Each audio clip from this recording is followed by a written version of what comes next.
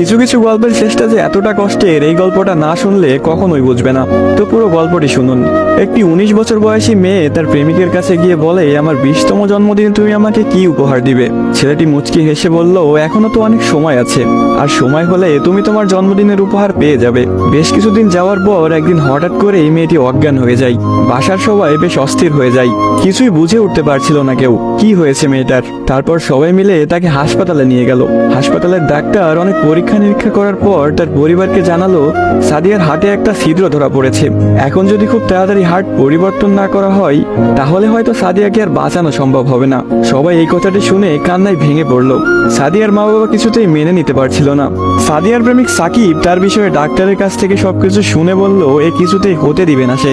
তারপর সাকিব মেয়েটির রুমে গেল, দেখলো তার ভালোবাসার মানুষটি বিছানায় শুয়ে আছে।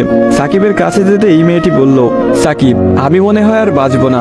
সাদিয়ার চোখের পানি মুছে দিয়ে সাকিব বলল, কে বলেছে তুমি বাঁচবে না? তুমি খুব শীঘ্রই ভালো হয়ে যাবে। মেয়েটি বলল, তুমি কি করে জানলে?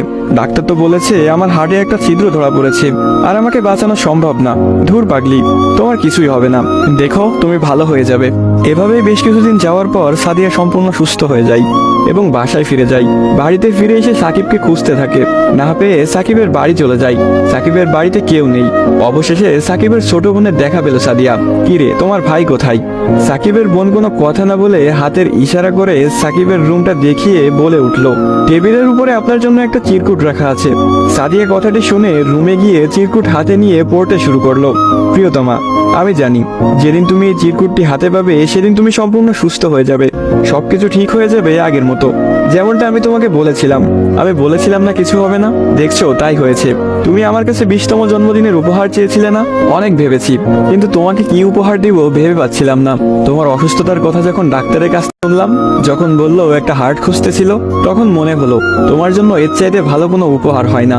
আমার হার্টটাই ছিল তোমার জন্য শ্রেষ্ঠ উপহার, যা আমি তোমাকে দিয়ে গেলাম। মন খারাপ করো না, আমি আকাশের ওই উপর থেকে তোমাকে সবসময় দেখবো।